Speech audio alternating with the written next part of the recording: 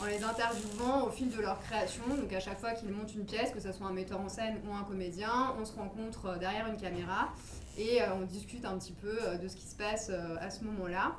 Et l'idée, voilà, c'était d'aller un peu plus en profondeur que le format traditionnel dont on a l'habitude aujourd'hui, et d'utiliser donc un outil qui fait partie de notre génération actuelle, qui est donc la caméra, l'image, l'écran, parce que ça fonctionne plutôt bien. Et aujourd'hui, donc, on amasse un petit peu de matière pour après mettre tous ces interviews, toutes ces rencontres et ces tables rondes en ligne sur un site internet qui sera accessible à tous. Donc autant pour les passionnés de théâtre que pour des gens qui sont un petit peu plus curieux mais qui ne vont pas spécialement énormément dans les salles de théâtre, donc pour démocratiser encore plus le théâtre. Et puis aussi pour les étudiants, parce que c'est vrai que c'est une bonne matière et puis ça pousse à la curiosité et puis aux rencontres aussi pour après, pourquoi pas, créer des projets. Voilà, bah écoutez, je vous souhaite une bonne soirée. Je vous demanderai juste de couper vos téléphones portables, vu que la rencontre est filmée. Et puis j'espère que ce débat attisera vos questionnements et votre curiosité.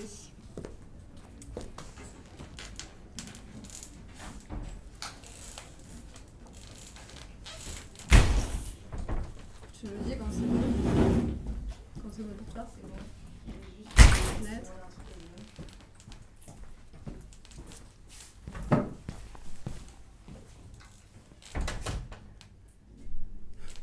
T'as tout un truc de prévu. Ah bah oui. Tu mènes la danse. Faut pas que je m'en aille les pinceaux. Très bien, très bien.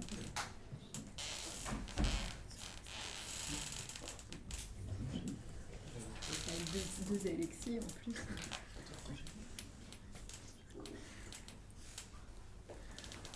Bonne année. Merci.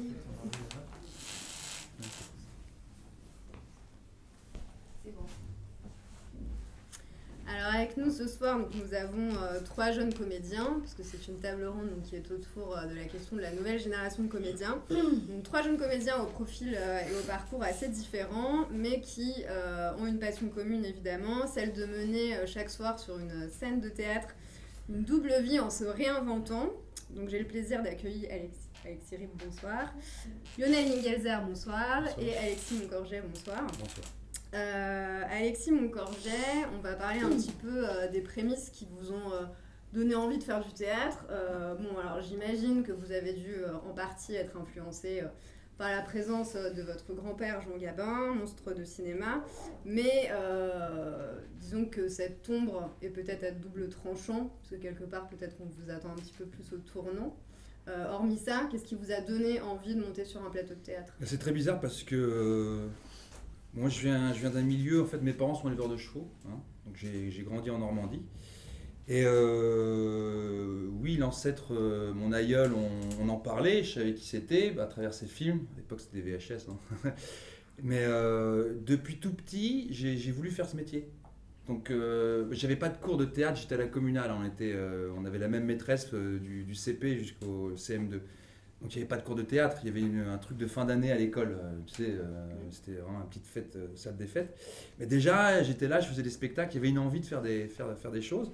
Et puis je sais pas, c'est comme, j'ai eu un prof qui s'appelait Cochet qui nous disait quand vous rentrez dans ce métier-là, vous rentrez en religion.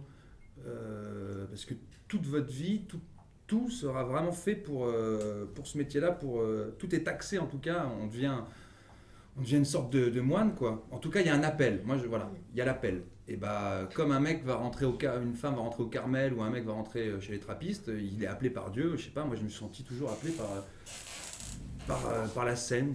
Je voulais faire du cinéma et j'étais appelé par le théâtre et du coup, voilà. Mais en tout cas, quand j'étais gamin, une fois que tu as passé l'étape être pompier, être Indiana Jones et voilà, je voulais faire ce métier-là. En fait, je voulais jouer, tout simplement. Je voulais jouer parce qu'au bout du compte, notre métier, c'est ça, c'est partager, c'est jouer.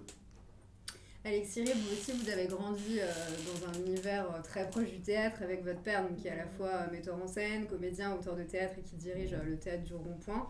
Est-ce que c'est ça qui vous a initié au théâtre, de baigner dedans dès votre enfance ? Oui, probablement, parce que j'ai beaucoup été au théâtre quand j'étais petite, j'ai beaucoup assisté à des répétitions quand j'étais enfant de ces pièces. Et c'est super d'être une enfant de la balle, même si c'est parfois compliqué d'assumer ça. Et j'ai toujours l'impression que je dois me justifier de faire ce métier. Et plus je grandis, mieux ça va. Mais c'est quand même... Je sais que les gens ont une image et l'auront toujours. Et peut-être que toi aussi tu as un peu ça. C'est pas évident, et même quand j'en parle, c'est un truc qui me difficile pour moi, mais en tout cas, il y a beaucoup d'avantages à ça. C'est que je connais les loges des théâtres de Paris depuis que j'ai 4 ans et de tous les théâtres, et que je connais plein d'acteurs, et que j'ai vu tous les métiers, tous les corps de métier du théâtre depuis toujours se faire sous mes yeux, de la régie au costume et tout, et c'est formidable. Et forcément, ça m'a donné envie. Parce que j'ai commencé, quand j'étais petite, on a une maison de campagne à 5-6 ans à faire des spectacles, mais comme beaucoup de gamins qui ne sont pas devenus acteurs, hein, mais en tout cas, voilà, j'ai toujours très envie de le faire. Lionel Ingelzer, vous vouliez être pilote de ligne. Du coup, vous avez trouvé cette adrénaline sur un plateau de théâtre. Oui, c'est vrai. Regarde, j'ai fait une bêtise. Hein. C'est pas grave, c'est un peu d'eau. J'étais parti pour faire des études, j'étais avec une filière S et tout ça, mais j'étais en Alsace, moi j'ai grandi à Mulhouse, donc de l'autre côté des Vosges, je crois que c'est pour ça que je voulais pouvoir prendre l'avion. Mais non, c'est surtout que en fait, j'ai eu une chose assez bête, c'est que ma vue a baissé d'un coup, et je me suis dit il faut que je me réoriente très vite, il faut que je trouve quelque chose à faire, et je me suis dit qu'est-ce que j'ai toujours fait dans ma vie. J'ai toujours été inscrit au théâtre. Mais par rapport à vous, voilà, moi j'ai pas effectivement grandi dans une famille d'artistes où il y avait vraiment personne dans ma famille qui touchait en tout cas à l'artistique d'une manière aussi bien théâtrale que musicale ou que voilà autre chose. Je savais pas qu'en fait c'était un métier. Je savais pas qu'on pouvait faire ça, qu'on pouvait gagner de l'argent avec ça, que c'était un vrai travail. Et j'ai eu un déclic un jour, voilà, en terminale vraiment, je pouvais plus faire pilote de ligne tout ça. Et puis on m'a parlé de quelqu'un qui avait réussi, qui était alsacien et qui avait fait un film et qui sortait dans le cinéma de Mulhouse. Et je fais, c'est pas possible, enfin, incroyable. Et voilà, et je me suis dit, ben c'est parti quoi, on va y aller. Et c'est pour ça, voilà, j'ai eu 18 ans, je suis parti à Paris, et cours Florent, parce que je savais pas trop où aller. Oui, parce que vous avez fait les cours Florent et le conservatoire. Après je suis rentré au conservatoire national et tout ça, mais voilà, ça a été aussi une preuve aussi pour moi de me dire, ah non, j'ai quelque chose à faire dans ce métier, il y avait quelque chose là que je devais enfin voilà, il fallait que je continue dans cette voie-là. Mais c'est vrai que quand je vous écoute parler, là où moi je dis il faut vraiment que je bosse, ça a été un travail avant tout, parce que souvent on parle de talent, de choses voilà, qu'on dit oui, t'es fait pour ça ou pas. Il y a évidemment d'abord du travail. C'est un travail énorme. J'ai l'impression que ça fait 15 ans que je bosse à fond à la caisse pour faire partie de ce métier. Et pour là où, par exemple, là où toi tu connaissais tout, moi j'ai l'impression à 18 ans, je savais pas ce que c'est le théâtre de l'Odéon, je savais pas ce que c'est le conservatoire, j'avais tout à apprendre. Donc ça a été long d'en faire mien ce métier. Mais voilà, je regrette pas aujourd'hui parce que ça a été. Après, j'ai fait 4 ans de cours Florent, la classe libre, où là, j'ai rencontré Alexis à l'époque avec Jean-Michel, là où j'ai commencé à mes premiers spectacles. Et puis après, voilà, 3 ans de conservatoire encore, donc c'était long, mais tout ça, c'est un passage obligé. Et cette formation, elle a été déterminante pour vos projets ? Est-ce qu'elle a amené, elle a amené des projets qui se sont créés derrière ? Bien sûr, conservatoire, ça m'a lancé aussi sur la création de ma compagnie, tout simplement. Il y a eu des cours au conservatoire que j'ai fait, notamment Le Masque. Il y a eu Mario Gonzalez, il y a eu Christophe Paty, il y a des gens, des pédagogues vraiment géniaux qui ont été là et qui m'ont ouvert vraiment un horizon que je ne soupçonnais pas. J'ai fait beaucoup de sport, avant j'étais en sport-études, et là je me suis dit oui, il y a quelque chose là dans le théâtre physique. Je pense que si j'avais eu le recul, si j'avais connu les gens, je serais allé peut-être chez Jacques Lecoq, ou j'aurais fait une école comme ça, si je connaissais un petit peu plus là où j'atterrissais, à Paris. Mais voilà, ça a été moi mon trajet. Mais aujourd'hui, voilà, du coup j'ai créé une compagnie et maintenant je travaille cet art-là, physique, beaucoup. Alexis Rib, vous aussi vous avez fait les cours Florent en théâtre et en chant, le Student Théâtre et l'Atelier de l'Ouest, mais aussi une formation en danse classique. Ouais. C'est important pour vous d'avoir une formation assez justement pluridisciplinaire, de multiplier... Je pense que moi, quand j'étais toute petite, tu parlais de devenir Superman ou je sais pas quoi. Moi, Indiana Jones. Moi, j'aurais adoré être danseuse étoile. C'était mon rêve, ou d'être chanteuse d'opéra. C'était mes 2 trucs avant d'être comédienne, je crois. Et j'ai fait beaucoup de danse, comme toutes les petites filles. Et puis après que j'ai continué plus tard chez Stan Nova et tout, mais j'ai pas une formation de danseuse. Je suis pas voilà. Mais j'ai suffisamment de base pour participer à des spectacles de danse. Et avec Alfredo Arias et tout ça, je dansais. Et puis là récemment, dans un spectacle de mon père aussi. Et voilà. Ça permet de multiplier les projets. Ouais. Et le chant, j'ai la chance, parce que je pense qu'après c'est un travail et tout se transforme, mais je chante juste, donc après j'ai travaillé ça et je continue à travailler et j'ai des projets là, de spectacles musicaux. J'adore ça. Voilà. Et j'aurais adoré faire aussi. Mais c'est drôle, là, plus on se dit, toi tu connaissais pas machin, et puis moi je me dis merde, il y a plein de choses aussi que j'ai loupé en fait. Parce que il y a une espèce de facilité aussi en fait. Quand on est baigné comme ça, on cherche peut-être moins, on se donne un petit peu moins. Moi je regrette ça et c'est vrai que j'aurais aimé peut-être être plus rigoureuse, faire des écoles de comédie musicale, des choses comme ça. Et maintenant j'ai 30 ans et bon, ça va, je suis jeune, mais je veux dire, c'est déjà un peu trop tard quoi pour... Et je pense que j'aurais eu le niveau... Enfin, je pense que si j'avais plus travaillé plus jeune, j'aurais pu faire ça. Bon, voilà. Mais c'est pas grave. Hein. Les choses se transforment. Et puis... Alexis Montcorget, vous avez fait les cours Cochet, donc vous nous en parliez tout à l'heure. Je suis resté 4 mois. 4 mois, bon, voilà. Petite expérience. Également à l'école d'Hélène Zidi. Et en fait, cette école, donc cet enseignement avec Hélène Zidi, ça vous a mené à la création de La Mouette de Tchekhov, avec le personnage de Constantin au Off 2012. Donc vous avez été jeté directement dans le bain après. Ouais, non, en fait, comme vous les gars, en fait, je suis arrivé de ma province, hein, mais comme je le répète, je connaissais rien non plus. Hein. Donc ma tante j'avais dit je vais faire du théâtre, elle m'a dit va chez Cochet, donc j'y suis allé, ça m'a pas plu. Mais j'ai rencontré là-bas une metteur en scène qui m'a fait confiance et on a monté un premier projet. Donc j'ai pu jouer à Paris, Festival d'Avignon et faire une petite tournée. Mais alors, vraiment dans des trucs, en France, des salles, tu te demandes, c'est bien des gymnases, des trucs. T'apprends le métier quoi. Je me suis retrouvé à tracter en plein hiver dans des villes de banlieue, même pas la banlieue, à 50 km de Paris, sous la neige. Tu te demandes, tu te dis qu'est-ce que je fous là. Mais en même temps, t'apprends quoi. C'était vraiment. Et quand j'ai découvert le Festival d'Avignon pour la première fois en 2010 avec ce spectacle-là, et ben voilà, je me suis dit putain c'est fou. C'est tout ça le théâtre. C'est pas, ça peut être plein de choses. Et j'ai dit putain mais et d'un coup il y a eu un élan. Je me suis dit en fait t'as envie de faire plein de choses, t'as envie d'écrire, t'as envie de monter des compagnies avec tes potes, faire plein de trucs. Et je me suis dit putain c'est ça en fait. Et c'est comme si je le savais pas non plus. Je l'avais découvert trop tard. Je l'ai découvert au bout de 2 ans à Paris, tu vois. Et je me suis dit incroyable. Et à la base, je voulais faire du cinéma. Donc après, j'ai fait Hélène Zidi, qui est une formation plutôt Stanislavski, acteur studio. Et parce que Tahar Rahim venait de faire Le Prophète. Et du coup, je suis rentré chez elle juste après. Et elle m'a mis en scène dans La Mouette de Tchekhov. Et là, on était une troupe, on était 8 comédiens et Avignon. Et il y a eu un amour. Avignon, ça a été mon première rencontre avec ce qu'était le métier, quoi. Et j'en démords pas. Il y a beaucoup de choses à dire sur ce festival, évidemment, hein, ce que c'est devenu et tout, mais ça reste une émulsion, c'est de la création, c'est fort. En dehors de Tchekhov, vous aimez bien les auteurs disparus, Zola, Musset, Maupassant. Oui. Mais je crois que vous avez de nouvelles envies, notamment un texte de Xavier Lemaire bientôt. Alors ouais, ça c'est un truc oui.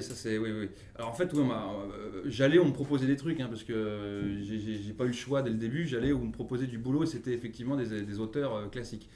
Et puis à la fin, je me suicidais beaucoup, donc je sais que je dois avoir un emploi dramatique. Et ma soeur l'autre jour, elle me dit, ce serait bien que tu fasses une comédie de ces 4 parce que j'en ai marre. À chaque fois, tu finis soit avec la corde au cou, soit avec un fusil dans la bouche. Et le prochain, oui, c'est une écriture contemporaine, Xavier Lemaire, pour l'année prochaine. Voilà. C'est une grande saga familiale à travers la guerre d'Algérie. Voilà. Lionel Ingelzer, Pauline Riba, Stéphane Joberti, Marie-Aude Murray, qu'est-ce qui vous attire chez ces auteurs ? Alors ça a été d'abord des rencontres avec des metteurs en scène à la base, donc, qui m'ont fait rencontrer ces auteurs-là. Bon là c'est aussi du jeune public. Voilà. Après ça c'est la magie aussi de notre métier, on ne sait pas toujours vers quoi on va aller, c'est pas nous toujours qui décidons là où on va, mais c'est des rencontres quoi. Là c'était important d'aborder des questions avec Olivier Letellier par exemple, Marie-Aude Muraille, les questions de l'enfance, l'adolescence, de ce Oh Boy que j'ai joué, c'était un solo qui a été moliérisé aussi, donc ça tournait vraiment partout, mais il y avait c'est des matériaux très très importants qui créent un partage, qui créent de l'amour, qui créent aussi des grandes discussions, notamment c'était sur la maladie, sur l'homosexualité, sur tous ces sujets pour des enfants à partir de 8 ans. Donc ça a vraiment... Là j'ai trouvé du sens à mon métier aussi, je me dis oui là on touche les gens, on touche le cœur des gens, je comprends. C'est vrai que tu fais un match de foot et il y a 80 000 personnes, et là nous on a des petites salles de 150, 200, 300 et voilà, petit à petit on va essayer arriver on n'arrivera jamais à ces 80 000, mais bon, si ça arrive, mais c'est rare, mais on comprend que notre raison d'être de comédien se joue à ces moments-là particuliers, à la différence du cinéma où on jauge pas tout de suite l'impact que ça peut avoir. Après on voit les millions d'entrées, mais là le soir c'est vrai que sur scène il y a quelque chose de magique où où il y a des discussions, où il y a des, voilà, ça a été des auteurs pour moi qui effectivement donnent un impact très fort. Pauline Riba, le spectacle que j'ai joué cet été depuis l'aube, Ode au clitoris, voilà, il y a vraiment aussi quelque chose sur... oui, il y a un vrai départ de communication avec les gens. Tu dis, bon, on va commencer à parler de sexualité, on va commencer à parler des hommes, des femmes, on va commencer à parler de tous ces tabous. Le théâtre, c'est ça, c'est le commencement d'une parole qu'on a la chance de pouvoir dire devant des gens. Donc déjà, c'est quelque chose. Je veux dire, là, j'ai la chance d'avoir cette parole-là face à un public. Et puis voilà, si en plus elle est intelligente et qu'elle peut ouvrir des consciences et commencer une discussion, mais c'est merveilleux. C'est pour ça que je fais ce métier. Et ça, je l'ai découvert aussi, je ne pensais pas, à ce point-là, qu'on pouvait changer le cœur de quelqu'un, ou en tout cas lui ouvrir un horizon. C'est un enfant, alors j'en parle même pas, ou des vocations, d'être artiste. Voilà, ça c'est merveilleux. Vraiment. Alexis Rib, j'ai l'impression que vous vous intéressez à des auteurs contemporains qui parlent pas mal de notre société. Je pense à Muriel Magellan, Mike Lee, Caroline Lacroix. Muriel Magellan, donc c'était pour le Paris des femmes. Ouais. Karine Lacroix, c'était une pièce que Justine Hellman avait montée. Ça m'écrit juste là, d'ailleurs. C'est drôle, c'est dommage qu'elle soit pas là. Oui, mais c'est vrai que d'abord, c'est vrai parce que j'adore le théâtre contemporain et les auteurs contemporains, voilà. Mais c'est aussi, comme dit Lionel, quand on commence, moi j'ai 30 ans et c'est aussi les auteurs et les metteurs en scène qui viennent vers nous. On ne choisit pas toujours. Après, j'ai eu la chance d'être dans des projets qui, à chaque fois, m'intéressaient et étaient intéressants. Mais effectivement, ouais, c'était des sujets de société. Mike Lee, là, c'était Abigail's Party récemment, sur l'Angleterre des années 70, avec la retranscription de toute une époque. Karine Lacroix, c'est un théâtre sur... l'amour très poétisé par Justine, mais d'aujourd'hui, comment est-ce qu'on est amoureux aujourd'hui, comment est-ce qu'on fait pour exister aujourd'hui, quand on est un peu différent, quand on n'a pas les codes, voilà, et comme moi je suis quelqu'un de sensible, peut-être que ce théâtre me va bien, parce que je suis un peu fragile, j'en sais rien, mais en tout cas, voilà, mais je sais pas si...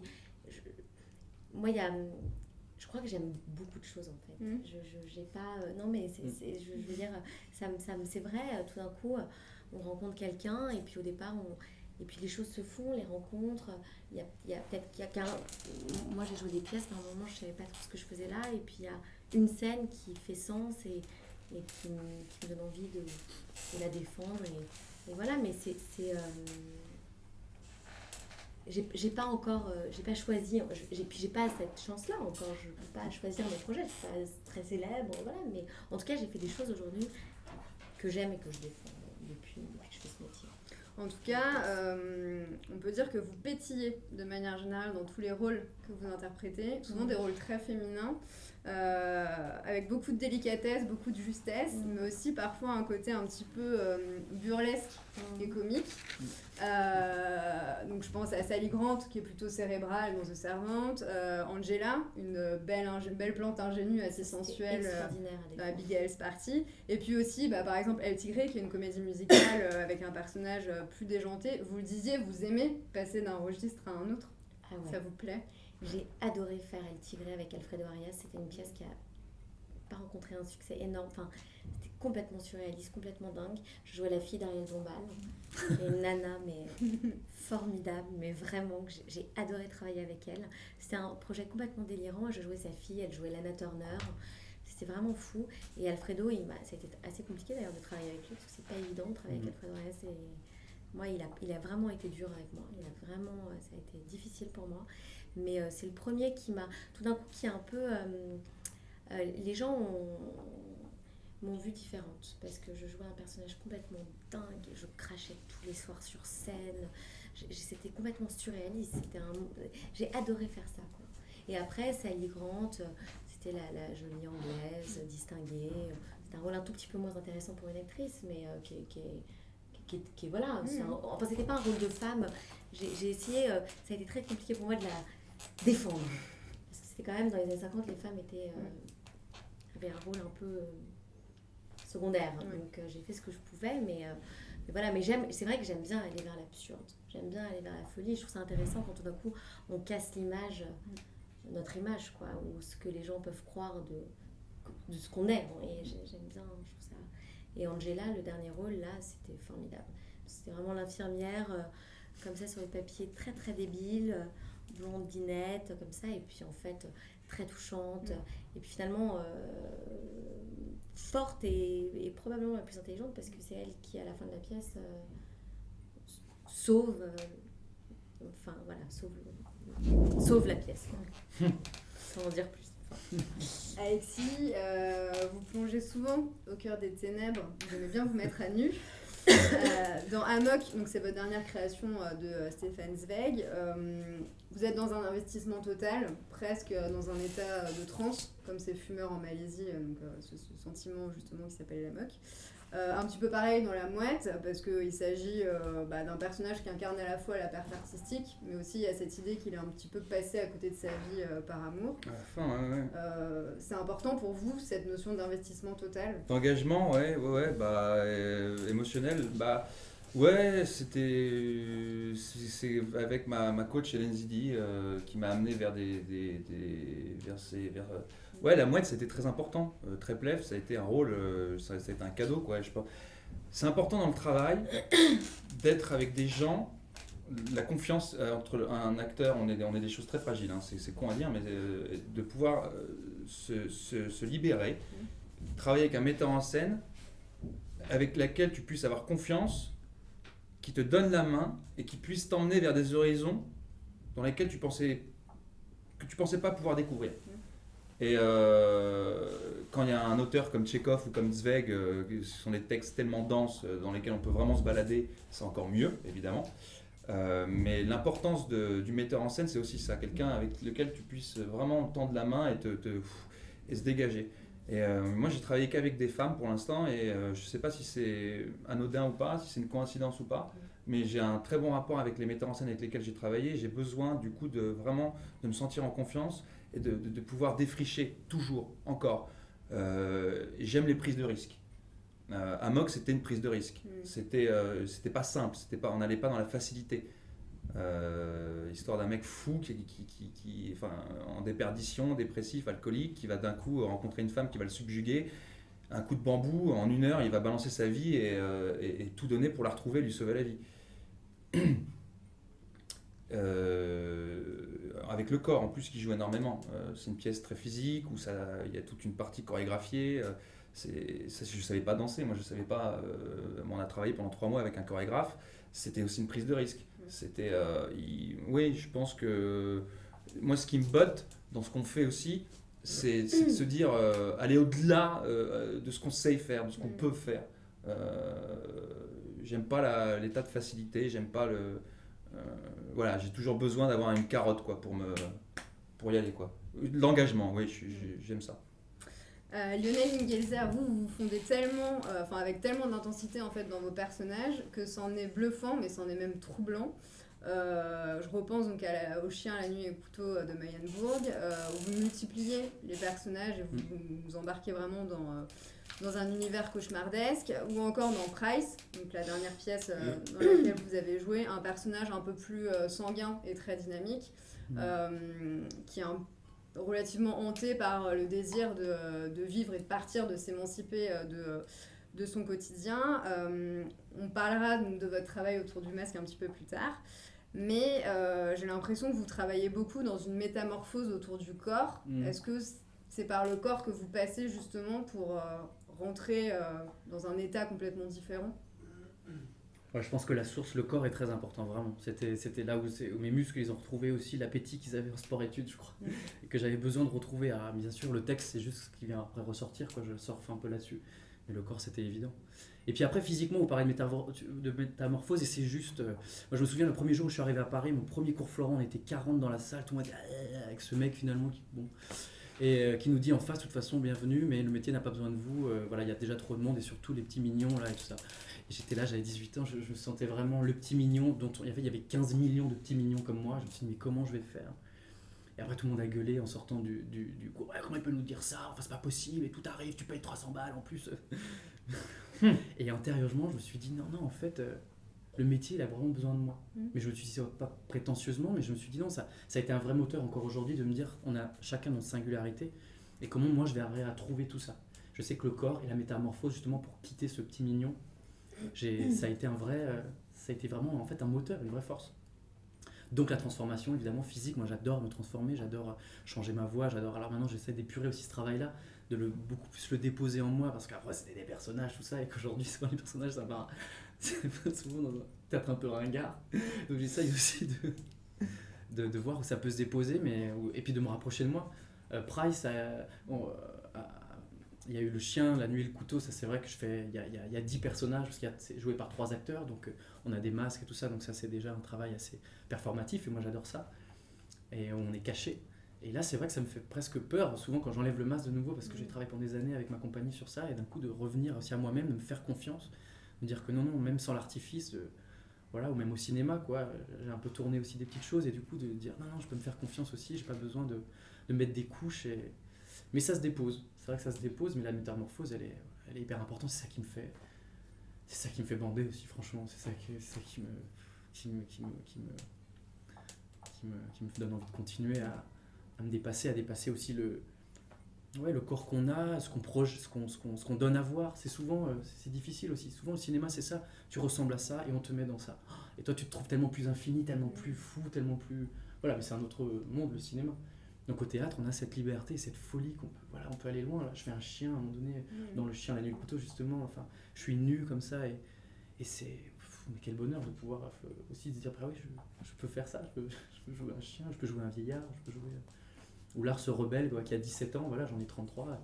Mais c'est la même sincérité, c'est la même force, ça part du même endroit, et la même nécessité. Ouais. Il y a un truc qui est formidable au théâtre, c'est que justement on peut faire appel à cet imaginaire, à l'imagination, et le rapport est direct avec le public, ce qui fait qu'on est ensemble, il y a quelque chose qui se crée ensemble à un moment T. Et l'imaginaire est beaucoup plus fort, évidemment, parce qu'on le suscite, on est là pour ça. Et cette espèce de plateau, cette espèce de truc incroyable, ou d'ailleurs quand nous, ça va être pareil pour vous, mais quand t'es avant, tu te prends la tête et tout, juste avant, t'as le trac, t'es chamboulé, et à partir du moment où tu mets le pied sur le plateau, que tu rentres en scène, pouf, tout disparaît et t'es dans l'instant. Et l'imagination, c'est extraordinaire. Tu dis, on peut faire un chien, mais oui, parce qu'au théâtre, à partir du moment où la chose est... T'as 17 ans, on dit que toi, là, t'as 17 ans, ou que là, toi, t'es un chien, bah oui, bah voilà, ça y est, ça existe. Ça est, c'est, voilà. Tout à fait. Ça, c'est... Alexis, par rapport au unique. corps, on parlait... Pardon.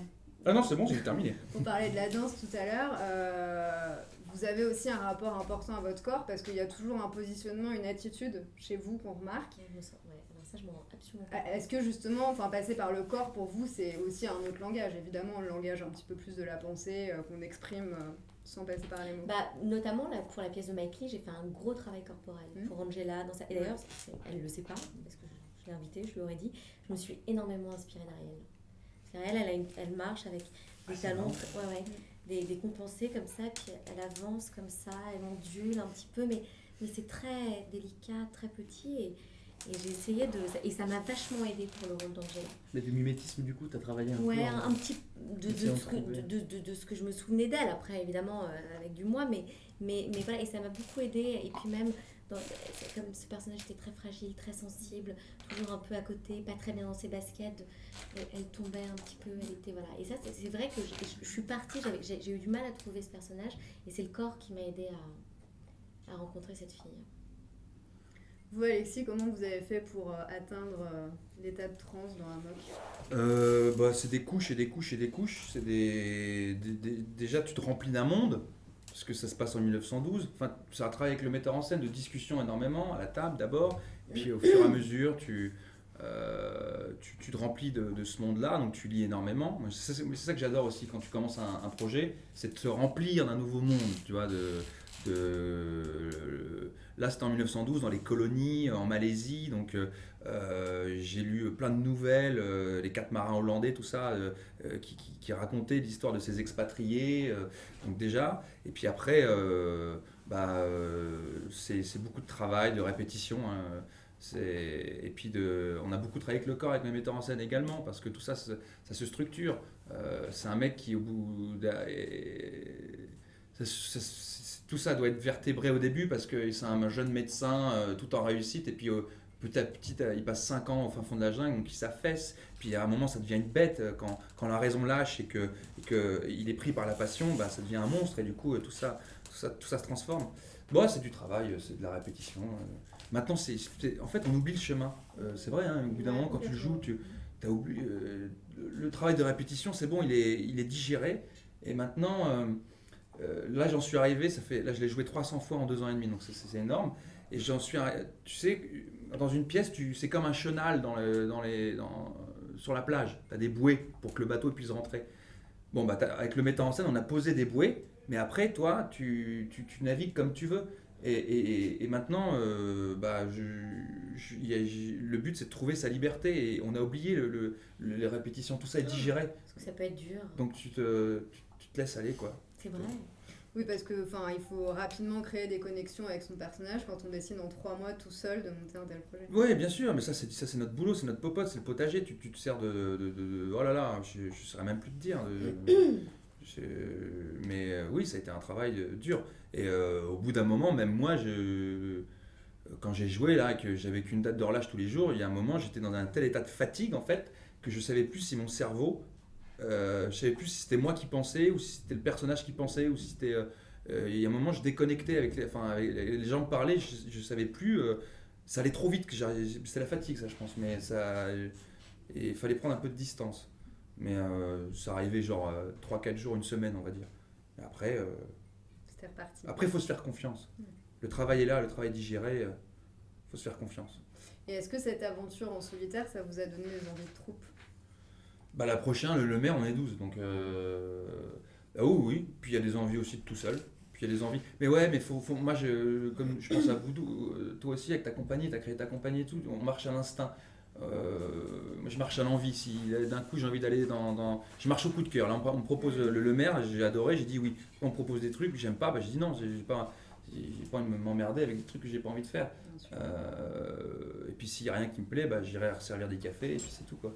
Mais maintenant, le luxe, oui, c'est de pouvoir se dire je fais ce que j'aime. Et je fais, et j'ai envie d'aller là où il y a du désir, où il y a de l'envie, où ça goûte. Voilà. Lionel, vous avez créé en 2012 donc le Monstrum Théâtre à Mulhouse avec Louis Arène, qui est un ancien pensionnaire de la Comédie Française. Vous avez un univers puissant et très singulier, notamment à travers un travail autour du masque. Est-ce que vous pouvez nous en parler un petit peu? Ouais, ça a été un travail que j'ai rencontré vraiment au Conservatoire National.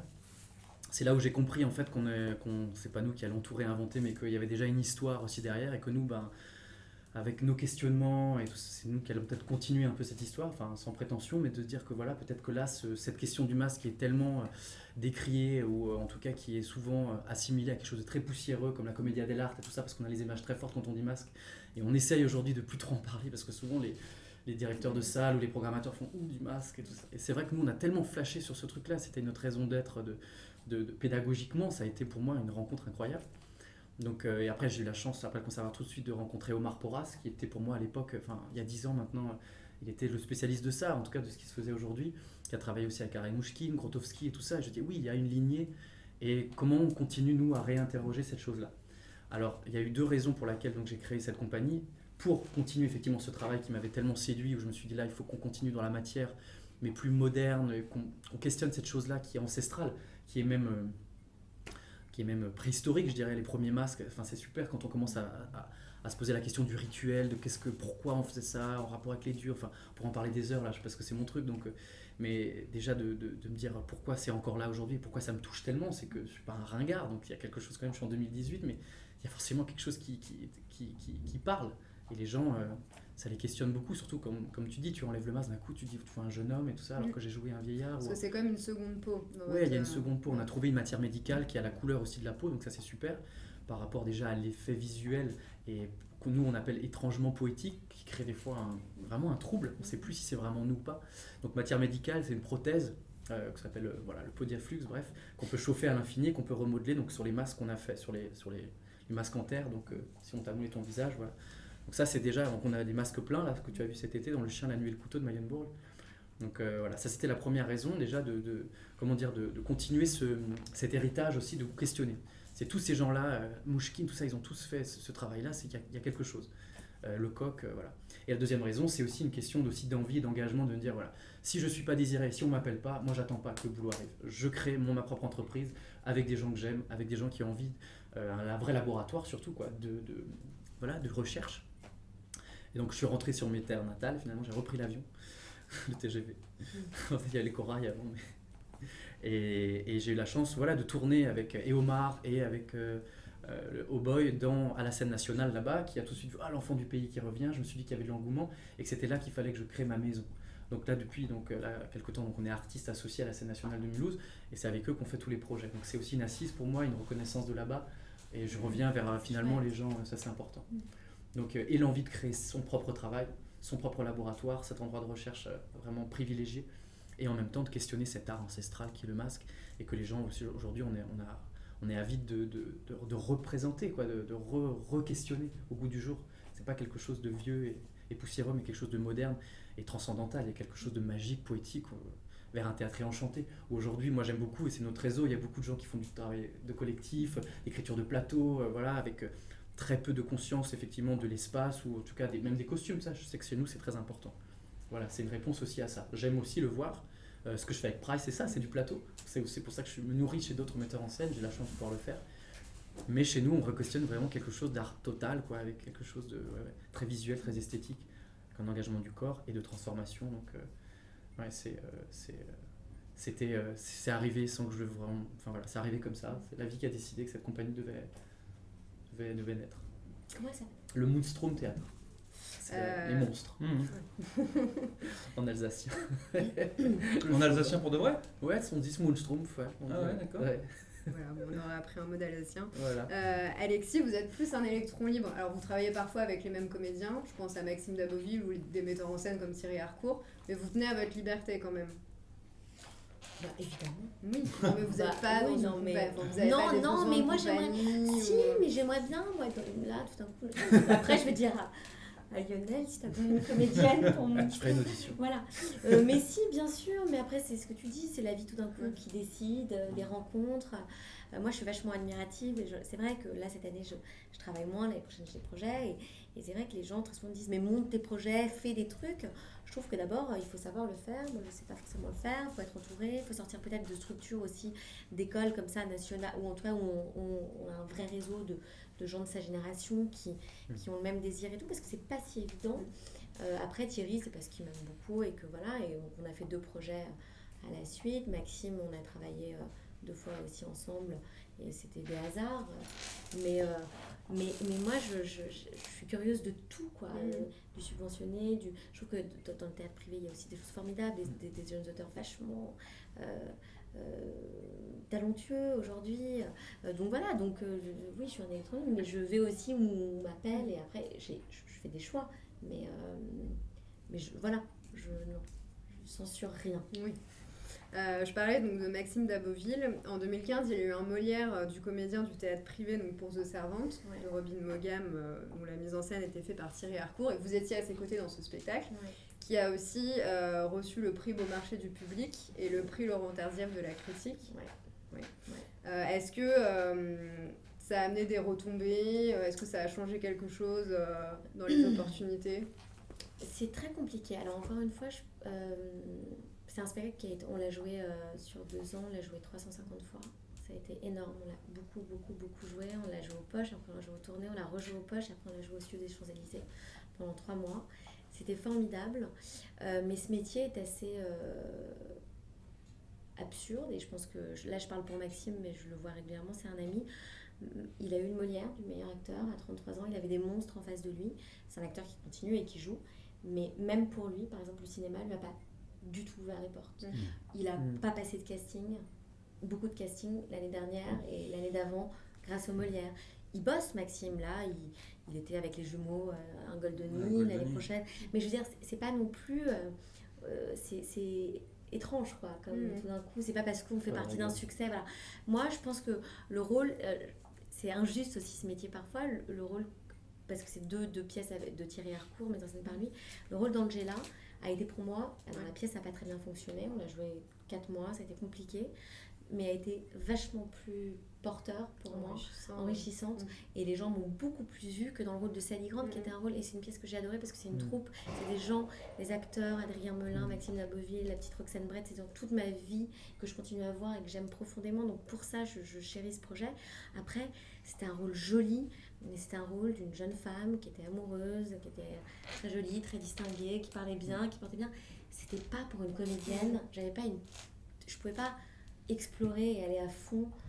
Je crois que j'ai une palette de jeux qui est sans vouloir non plus, voilà, mais qui est plus intéressante que ce que je devais. Alors après, j'ai tiré le rôle vers un truc très sensible, et puis je me suis dit, finalement, qu'est-ce que je peux faire de cette femme qui subit beaucoup?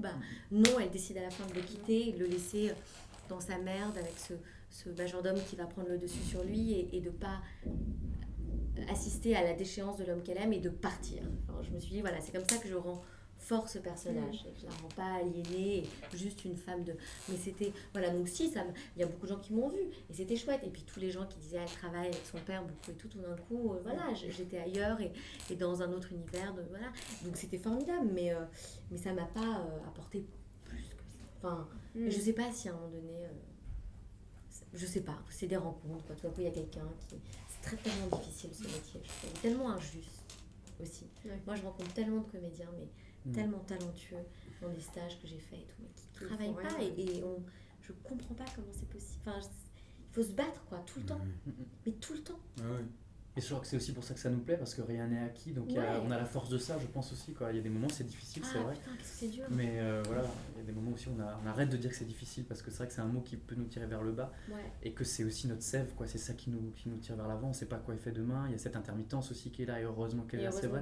Mais quand même, c'est quelque chose on n'est jamais en fait, en sécurité quelque part, même si ça nous assure quelques mois, mais c'est un métier complètement fou pour ça, c'est vrai. Quand on peut cocher nulle part cette case de « et vous faites quoi ?» Alors tu regardes chaque fois dans la société normale, entre guillemets, tu n'appartiens à aucune case et c'est vrai que tu le ressens bien. Et en même temps, et c'est un vrai métier en même temps. Je veux dire, aujourd'hui, non, moi j'aimerais bien avoir mes dimanches, de me dire là je fais rien aussi, mais c'est un métier, comme tu dis, où tu plonges, t'es happé, c'est les Carmel, quoi. Enfin voilà, c'est ambiguïté. On est toujours, dans ce métier-là, on est tous face au doute. Tu vis avec le doute. Tu sais pas de quoi demain est fait, même si tu as des certitudes sur ton travail, sur ton envie. Et le doute, plutôt que de te laisser bouffer par lui, sans faire un ennemi, il faut s'en faire un allié. Faut apprendre à vivre avec, parce que tu seras toujours avec les plus grands. Pour en venir à Gabin, Ventura, Blier, tous ces mecs-là, Ventura à la fin de sa carrière, mais même mon grand-père à la fin de sa carrière, il pensait qu'on n'allait plus jamais l'appeler, que c'était terminé, que c'était son dernier film. Donc même les plus grands, les mecs, tu seras toujours rongé par ce truc-là. Mais plutôt que de se laisser pourrir, il faut essayer d'en faire une force. Donc évidemment, c'est plus facile à dire qu'à faire, on est d'accord. Mais ça passe, évidemment. Moi, je pense que oui, ça passe. L'acteur, on est notre propre matière.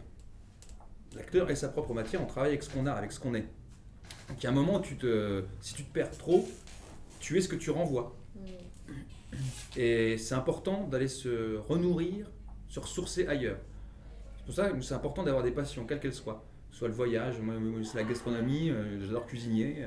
Quand je cuisine, tiens, comme Depardieu, j'adore ce qu'il dit, il dit quand tu commences à cuisiner un plat, tu commences à éplucher. Et il dit en même temps que tu épluches tes légumes, tes carottes et tes oignons, tu épluches ton âme. Il a raison.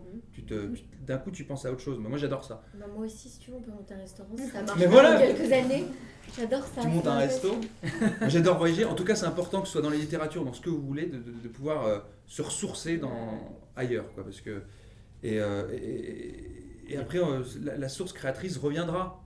Mais il faut respirer, et pas se laisser envahir par le doute, au contraire, en faire une force. Quoi. Est-ce que justement, vous qui en 2016 avez eu un Molière, allez encore, oui. Évidemment, les Molières. on est obligé d'en parler. Oui, mais c'est commercial tout ça, les Molières, les récompenses, les trucs. Mais c'est vrai, ni plus ni moins, ça a été inventé les Molières pour. Non mais attends. Ouais, mais c'est très agréable aussi. Évidemment. C'est formidable. Non, mais évidemment. C'est surtout, on parlait de légitimité. Moi, ça m'a enlevé un énorme poids sur les épaules. Voilà, tu sais très bien quand tu t'appelles Moncorgé, machin et tout, moi j'ai jamais avancé avec mon nom, quoi que ce soit, je voulais pas être assimilé, mais les gens sont là pour te le rappeler à longueur de journée.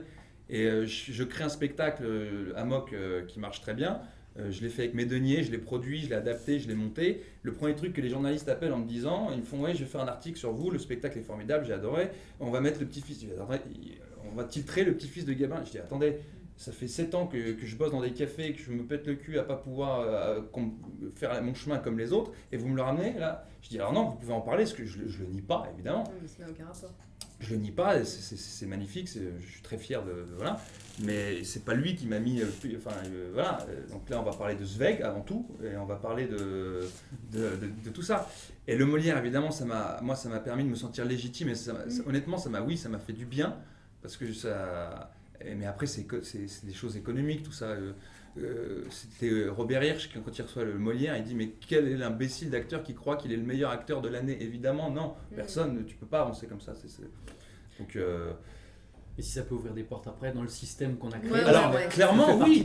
Clairement, Oui, c'est-à-dire que même si un c'est an aussi avant que- le Molière, personne ne me connaissait Ouais. et machin. Maintenant, tu connais tous les directeurs de théâtre de Paris. Quand tu as un projet à présenter, on s'est quitté, on t'écoute. Donc ça, c'est génial. Tant mieux. Tant mieux. Et encore, c'est un réseau, parce que les Molières, Ah, c'est. Et c'est un réseau. Voilà, quand tu parles le subventionné, le privé, on est encore comme ça en France, quand on a ces deux mondes. Mais qui ça, essaient de- c'est terrible. Voilà, donc c'est vrai que c'est C'est comme tu terrible. dis, il y a un truc, des fois, un peu- On est un peu cloisonné absurde. par des trucs. Oui, subventionné, mais j'ai envie de dire, c'est affreux, mais c'est encore vrai, quoi. Ah bah oui. C'est bien encore sûr. vrai. Et mais moi, j'ai tourné dans un. Bon, moi, j'ai des amis qui viennent beaucoup du subventionné et tout. Parfois, j'ai l'impression d'être un plouc. Ah, oui. Ils sont pas venus me voir jouer. Comme nous, on a l'impression d'être les pauvres, tu sais, le théâtre subventionné aussi.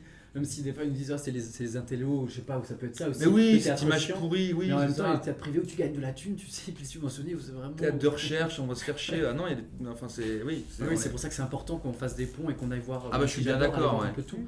Parce qu'aujourd'hui, on fait du théâtre et basta, quoi. L'important, c'est toucher les gens, et si les gens sont touchés et heureux, tant mieux. Enfin, Bien voilà. d'accord. Ouais. Non, mais il y a c'est des vrai lieux que- quand même de plus en plus. Hein. Ouais, tant mieux. La Alors- Porte Saint-Martin et tout ça, Ouais. ça commence à. Oui, alors, c'est Non, dans un mais- sens. Non, parce qu'il n'y a pas moi qui vient chez lui. Non, mais tu vois. Oui, mais c'est dans un sens. C'est un lieu. Mais je trouve ça génial, mais c'est un lieu privé qui reçoit des compagnies subventionnées. Ou des spectacles qui l'ont été, en tout cas. ouais. Mais dans l'autre sens, moi j'aimerais. C'est vrai. Donc, Si t'as pas le Ah, c'est sûr que réseau. le Si subventionné tu va n'as pas jamais le faire réseau, venir. parce que si tu n'appartiens pas à un certain réseau, c'est beaucoup plus compliqué de faire exister ton projet dans un. Ça part en débat tout de suite, hein, c'est sulfureux, on le sent. Hein. Mais Non, mais c'est vrai. c'est dommage. Ça va dans un sens. Ça, c'est Et là, ce qui est terrible, c'est que parce qu'on parle de génération, on est des jeunes acteurs, c'est pour ça qu'on est là aussi, pour en parler. très Donc, très jeune. on fait partie on appartient à la génération, on est fils de notre génération, donc il y a des problèmes économiques qui se posent. C'est pour ça qu'il y a de plus en plus, on parlait du Festival d'Avignon tout à l'heure, il y a de plus en plus de compagnies qui étaient subventionnées qui sont obligées d'intégrer le festival off, privé, parce qu'il y a de moins en moins de subventions aujourd'hui en France. Mais dans les spectacles qu'on tourne, on le voit, moi je tourne dans des villes, toutes les villes, ce qui est alloué à la culture, les subventions qui sont allouées à la culture sont de plus en plus coupées. Donc les mecs n'ont plus les moyens de faire vivre leur salle, d'intéresser les gens, de faire vivre leur commune et d'acheter des spectacles.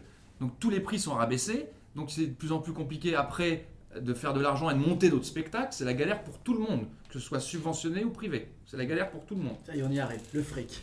Mais oui, parce que c'est le nerf de la guerre. Et non, et la politique surtout. C'est-à-dire Et la que politique. moi, j'ai compris à quel point effectivement notre métier était complètement relié à la politique. Enfin, t'as beau dire, ah, tu fais de la poésie, il est engagé, je recherche sur le masque et tout ça. Ouais, enfin, il y a la DRAC qui dit, bon, les gars, C'est ça. qu'est-ce qu'on fait maintenant? La ville aussi qui dit, bon, moi je sais pas si l'été l'année prochaine, j'ai encore une programmation. Bah ouais, le maire il voudrait faire un lieu d'événementiel parce qu'on va, ouais, ça rapporte quand même plus d'argent. Tu dis, waouh. Ou alors, je sais pas, des années à entretenir une relation avec un directeur enfin, tu sais que puis d'un coup il est muté ailleurs. Ou alors Parce que c'est fini, politiquement, c'est un Voilà. autre parti qui a été oui, il y a un élu. autre parti qui est arrivé, tu te dis, oh putain, ce travail que tu as fait Mais tu pendant sais des années. qu'à Enfin voilà, c'est que ça. à Avignon, Ça, c'est vraiment pas le métier que j'avais choisi, mais je vois à quel point c'est hyper important. Là, par exemple, on est artiste associé donc à la filature de Mulhouse. Mon premier rendez-vous, c'est avec l'adjoint à la culture. Et c'est avec lui qu'effectivement, on va c'est du business, effectivement, ou comment ça va. Mais il faut l'accepter aussi, c'est le jeu. Mais voilà, il faut le faire intelligemment et puis que ça nous coûte pas. Parce que souvent, on se dit, ah non, mais moi je suis acteur, je monte sur scène, et puis merde, c'est pas mon boulot d'aller chercher de la thune et tout ça. Et en fait, c'est là aussi où j'ai perdu du temps au conservatoire. Quand j'ai fini avec mes Mesguich, moi j'étais rentré sur Claude Strass qui est mort dans l'année. J'avais choisi complètement une autre pédagogie, une autre école. Donc Claude est mort dans l'année. Bon, il y a eu Joël Joanneau qui a repris le flambeau. Et puis enfin Daniel Mesguich la 3e année. Donc j'ai vraiment 3 années un peu hybrides. Mais voilà, et Daniel qui est à l'opposé de Claude, qui nous a fait des acteurs stars en disant oui, de toute façon, ceux qui ont du talent, ils réussiront. Les autres de toute façon, ben voilà, il y a la place que pour ceux qui cartonnent. On n'est plus dans cette génération-là. Aujourd'hui, on va bien, on est dans des générations de collectifs, des gens qui essayent de faire des choses ensemble parce que c'est plus Jean Gabin, on n'est plus même lui, il avait peur. Enfin, donc, c'est le même métier. il était nostalgique d'une époque où Jean-Paul Belmondo était au conservatoire, où tout le monde venait, l'école était pleine à craquer. Et aujourd'hui, non, on est 10, on se pose des questions, on va chercher partout. On a plusieurs compagnies aussi. Omar Porras, quand je suis arrivé, je lui ai dit, maintenant, il m'a proposé son prochain projet, j'ai dit, non, je refusais 200 dates de nouveau, enfin, un gros projet, et il ne comprenait pas. Il m'a dit, vous ne pouvez pas, c'est impossible, vous ne pouvez pas avoir le beurre et l'argent du beurre. Et parce que c'est une autre génération, on suivait un maître à un moment donné, sauf qu'aujourd'hui, on ne peut plus. Je sais pas, on peut pas. Moi, je vois bien, on a envie d'être partout aussi, c'est vrai, on a envie de goûter, il y a tellement de choses à explorer. Et moi, je pourrais pas être avec la même personne comme ils sont encore en Russie. Il y a encore des grands maîtres, des troupes entières qui suivent pendant des années, 10 ans, 20 ans, la même. Moi, je vois qu'aujourd'hui, je trouve que notre génération répond plus à ça. On n'est plus dans une école des maîtres et tout ça. Je vois plus ça. On va chercher un peu partout. Comme nous, on s'improvise, on a envie d'écrire, il y a la vidéo, tellement de choses qu'on a envie de faire. Oui, parce que notre vous, métier, tous les c'est- trois, vous avez fait du cinéma. Comment est-ce que vous, justement, comment est-ce que vous appréhendez ce rapport au cinéma par rapport au théâtre? Et est-ce que c'est une envie pour vous d'être plus derrière la caméra, Derrière devant, pardon. Devant. Oui. Ouais, moi j'ai choisi ce métier-là à la base parce que j'étais cinéphile, j'étais fan de cinéma, donc je voulais à la base faire du cinéma. C'est pour ça que j'ai quitté ma province à 18 ans et c'était pour ça. Et du coup, mais pour les mecs, parce que moi, on m'a dit, j'avais un agent, donc quand tu arrives à Paris, le but du jeu c'est de trouver un agent, t'es fou. Tout le monde veut un agent, t'en trouves un, le mec il était au placard, tu comprends pas pourquoi je tourne pas, pourquoi je passe pas de casting. Bon, on m'a dit des trucs, mon agent m'avait dit t'es trop vert, la mode c'est perniné, t'es pas du tout à la mode. Je dis ah bon, d'accord, ok. Mais en fait, il y a un truc à comprendre pour l'image, c'est l'emploi. C'est que les mecs, je pense, deviennent plus intéressants à partir de 30 ans. Yes. Ouais, mais c'est vrai. Parce que le cinéma, l'image, c'est. Faut que tu deviens, à 30 ans en tant que garçon, plus en adéquation avec ta personnalité et ce que tu dégages.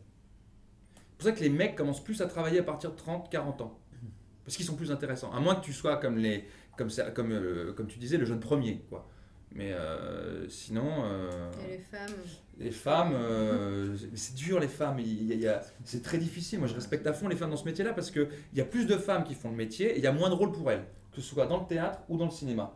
Et en général, dans le cinéma, mais tiens, parlons de génération, tu as vu que les nanas maintenant à Hollywood, elles ont produit, elles produisent leurs séries, elles se mettent entre elles. Truc, ouais. Mais c'est génial, mais il faut faire ça, bien sûr. Bien sûr, de toute façon, il faut se donner la bectance maintenant parce que ça. Moi, pareil, j'ai monté ma boîte de prod et je me dis, faut faire ces trucs. Et j'ai envie de faire du cinéma. Là, je passe des castings, mais c'est pas parce que tu t'es pas pris pour le rôle que t'es pas bon ou machin. C'est que ça dépend tellement pas de toi, tout ça. Ça dépend tellement d'autres choses. Donc, autant essayer de faire ses projets aussi, d'écrire, de se mettre avec des boîtes de prod, des jeunes boîtes de prod, et essayer de monter ses projets, tu vois. Faut faire les choses. Faut faire la bectance, sinon on ne va pas te servir le truc tout chaud.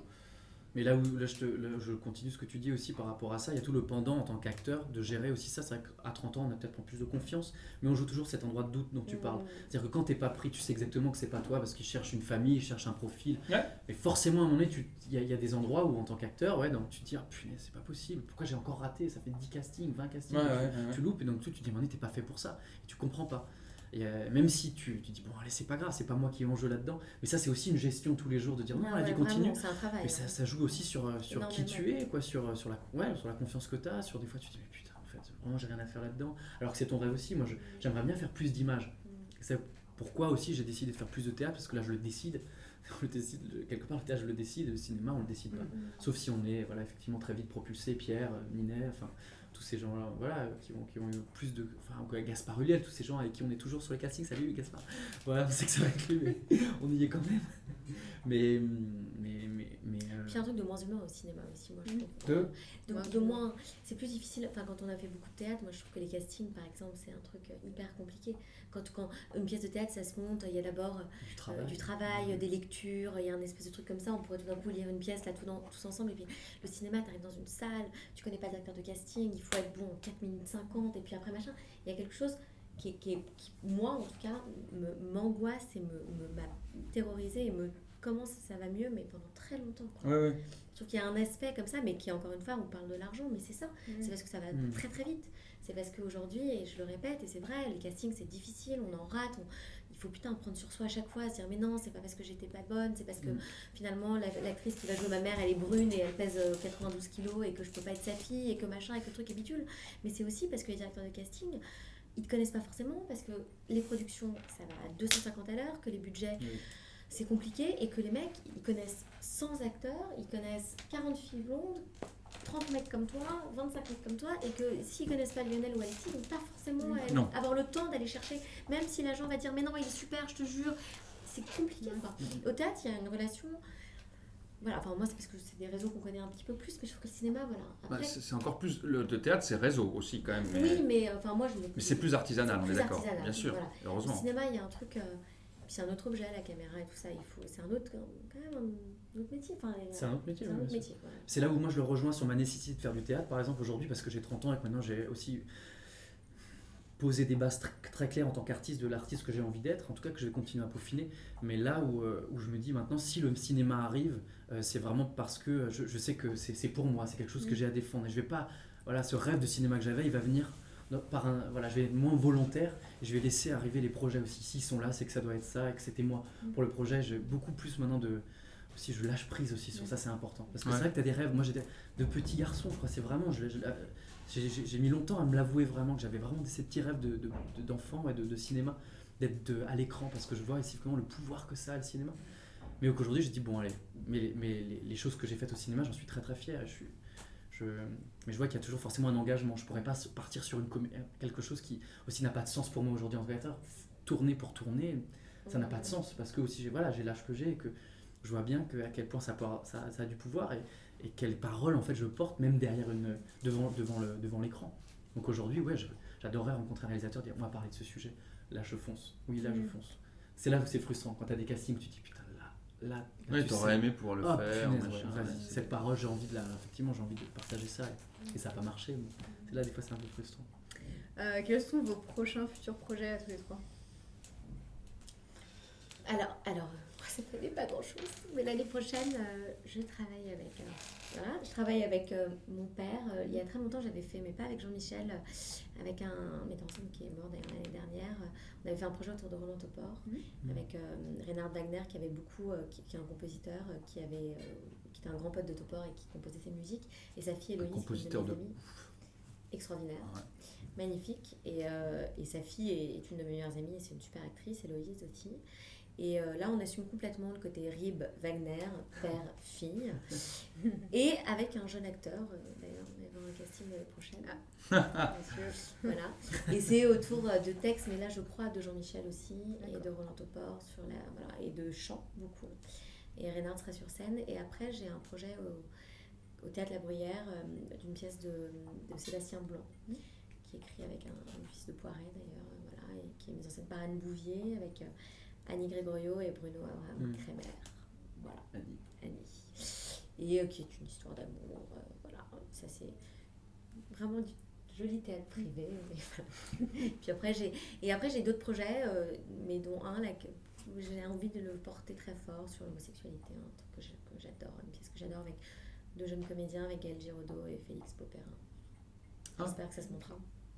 Voilà. Alexis? Là, je suis en tournée jusqu'en juillet avec Amok. Je tourne un court-métrage en 2 semaines avec un ami avec lequel je développe un sujet de long-métrage également. Et puis l'année prochaine, le maire. Et puis d'autres trucs qui sont en construction. Voilà, ça sert à rien d'en parler. Lionel? Alors oui, moi aussi je suis en tournée en ce moment donc avec Rodolphe Dana et Possédé avec Price jusqu'en mai. Je suis en tournée aussi depuis l'aube, donc Ode au clitoris avec Pauline Riba. Et en tournée aussi donc avec le chien, tout ça c'est la récolte d'Avignon aussi là. Et puis je suis donc sur les 2 prochaines créations de Pauline et de ma compagnie, donc on va monter un diptyque de copie l'année prochaine.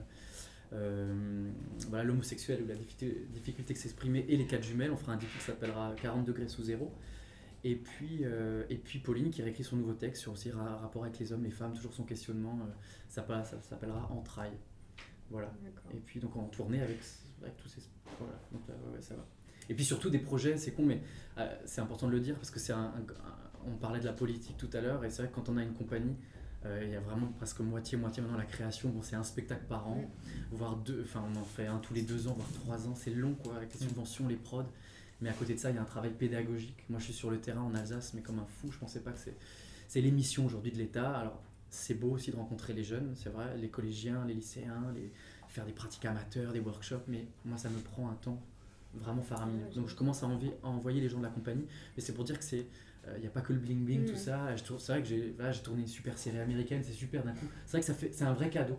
Mais d'un coup, tu es avec les enfants au fin fond de l'Alsace. Et voilà, c'est ça qui est beau dans ce métier. Mais c'est vrai que créer une compagnie, il y a aussi l'administratif et il y a la pédagogie qui est très très importante. Donc ça, je passe beaucoup de temps à faire ça aussi. Merci beaucoup à tous les trois. Merci.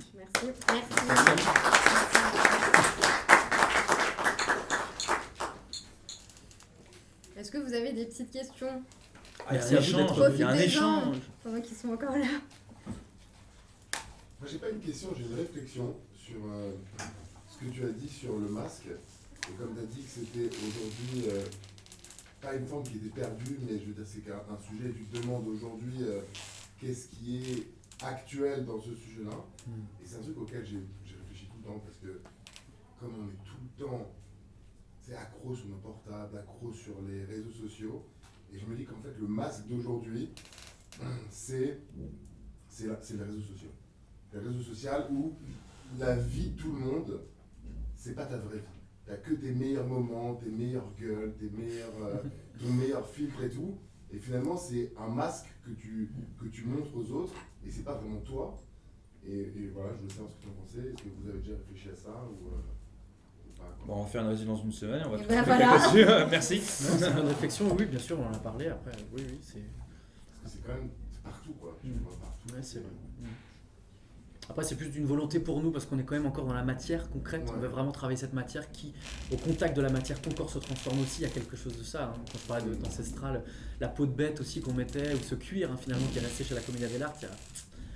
Mais après, oui, le contemporain, c'est là où on va vers des auteurs contemporains. Mayenbourg avec du masque, les gens disent ah bon. Voilà, donc c'est notre manière d'interroger le contemporain.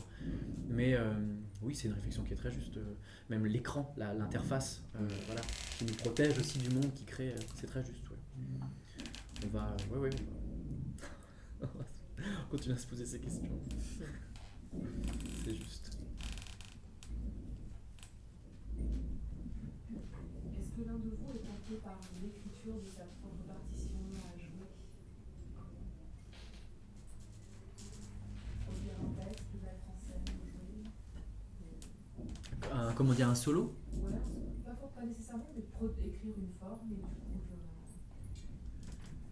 je sais pas nécessairement le temps solo, mais construire tout le processus de création. Moi, ça me panique complètement. Et c'est drôle parce que comme là, cette année, je ne suis pas au théâtre et tout ça, on m'a beaucoup dit, mais fais des trucs, machin, écris. Alors écrire, c'est compliqué. J'ai fait des belles lettres, mais je ne sais pas si je suis capable d'écrire une pièce de théâtre, voilà. Et tout d'un coup, j'ai Justine Henneman, d'ailleurs, qui m'a dit... elle m'a accompagnée un petit peu. Alors, je ne vais pas le faire, mais enfin, je suis pas... En tout cas, elle m'a dit, mais non, mais tu vois, il y a des textes, il y a ça, peut-être que tu peux penser à ça. Et puis moi, je t'aiderai à l'adapter, et puis machin. Et puis, en fait, tout d'un coup, j'ai réalisé que c'était... Si tu le fais pas forcément seul, mais si tu as 2-3 personnes qui vont... Voilà, en fait, tout d'un coup, il y a une pression qui s'enlève, et peut-être que du coup, ça m'amènera. Mais je me suis dit, là, c'est finalement une montagne, mais pas si grande que ça. D'abord, il faut trouver le projet, mais après, il y a des gens quand même. Si on trouve les bonnes personnes qui... Et pourquoi pas un jour, ouais. Mais il faut trouver le texte. Moi, j'ai 13 ans. Moi je lance plein de trucs. Je suis en train d'écrire un truc personnellement, mais comme vient de dire Alexis, c'est très compliqué, très difficile et c'est un métier. Il y a une phrase de Jean Rochefort, on lui dit mais écrivez, vous êtes un homme de lettres, écrivez. Il fait oui, mais j'ai écrit et je me suis relu. Ouais. Donc tu vois, en revanche, j'aime énormément. Déjà, quand j'ai un sujet, moi je suis un peu monomaniaque, donc quand j'ai un sujet qui m'interpelle, j'achète tout, je lis tout autour du sujet. Donc je me nourris. Mais après, je considère que c'est vraiment un métier également, et je connais des auteurs qui sont fantastiques, et je rencontre des auteurs, je fais des commandes. Ou pas forcément de commande, mais s'il y a une rencontre avec un auteur et que ça se passe bien, et c'est ce qui s'est passé avec Pierre-Olivier Scotto, l'auteur d'Une histoire française, qu'on va créer avec Xavier Lemaire, de ce spectacle sur la guerre d'Algérie. On s'est rencontrés. Et par exemple, moi j'avais l'envie de défendre le rôle que je vais jouer dans ce spectacle-là. C'est un mec qui va se faire broyer par la guerre. Et j'ai un pote qui était para et qui était pris dans la cuvette 12 bin en Afghanistan. C'est un des seuls rescapés, un des rares. Et il m'a raconté, il est PTSD, donc il est syndrome du stress post-traumatique. Et un soir, il m'a raconté son histoire et ça m'a beaucoup ému. Et j'ai eu envie de raconter le sort de ce mec-là. Et il se trouve que 2 mois après, on me propose cette pièce-là. Et il y a quelques temps, je voulais raconter l'histoire d'un père et d'un fils. Et Pierre-Olivier Scotto me dit, en lecture, il me dit putain, j'ai écrit un monologue sur un père et un fils et j'aimerais bien te le proposer. Il y a des trucs qui tombent comme ça. Mais aussi, c'est parce qu'il y a des rencontres, parce que ça se fait au bon moment. Enfin, bon. Mais en tout cas, rencontrer des auteurs, et moi je suis très intéressé. Je vais beaucoup au théâtre pour écouter les mots des auteurs. Et j'aime beaucoup rencontrer les auteurs et pouvoir leur parler, parce que c'est un métier qui est fascinant, c'est un vrai métier. Et comme l'a dit Alexis, on nous dit souvent pourquoi t'écris pas et tout, parce que c'est chaud, parce que moi j'ai écrit 10 pages d'un truc, d'un personnage que j'ai envie de raconter, mais tu relis, tu fais bon voilà quoi.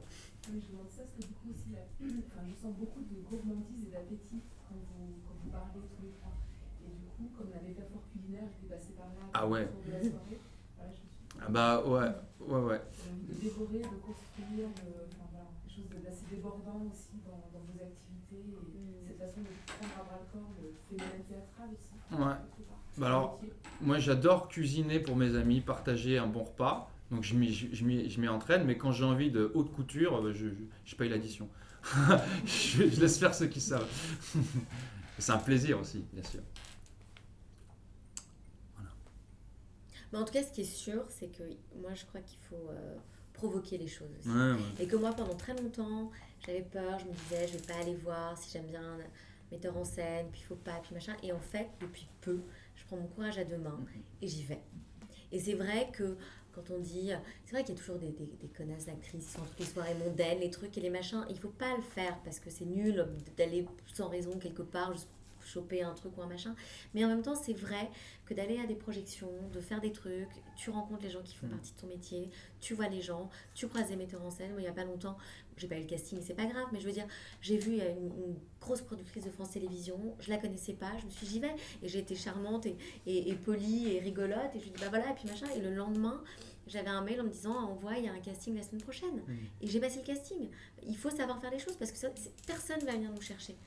Et les agents, ils rament comme ils peuvent, mais il faut y aller, quoi. Et à un moment donné, il faut y aller sans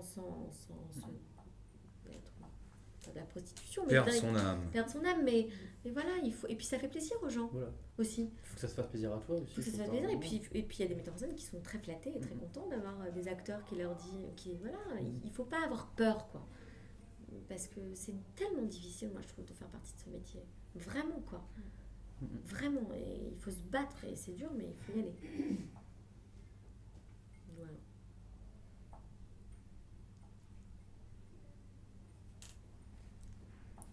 Bon. Bah écoutez, bonne soirée. Merci à tous d'être venus. Merci à toi. Merci d'être venu. Ouais. Merci d'avoir mené le Merci, débat. Sarah. Mais de rien. Cocktail d'Olivet.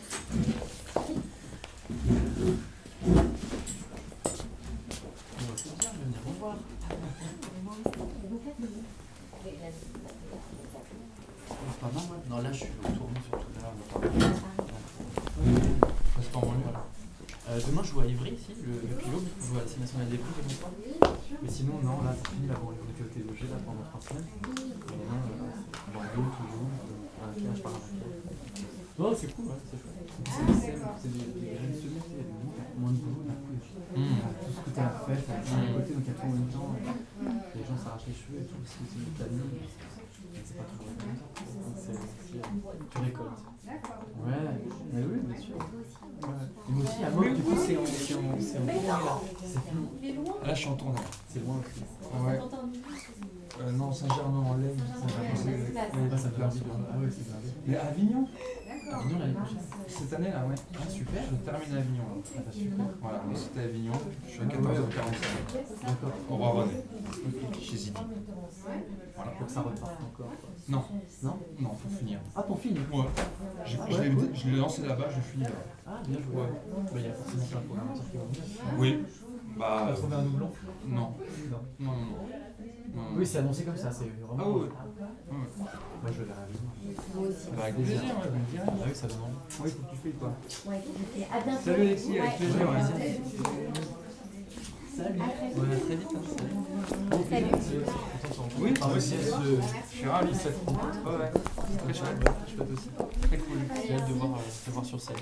Salut. Te revoir. Ouais, après, si on Bah, justement, j'ai demain soir ensemble. Non, on se connaît. On se connaît, mais tu joues à la voyer, non? Bien sûr. Bien sûr. Mais c'est toi qui étais dans le Fédo. Ouais, ouais, le petit Bien sûr, c'était génial, j'ai adoré votre spectacle. Adoré. Adoré. Mais t'es pas horrible.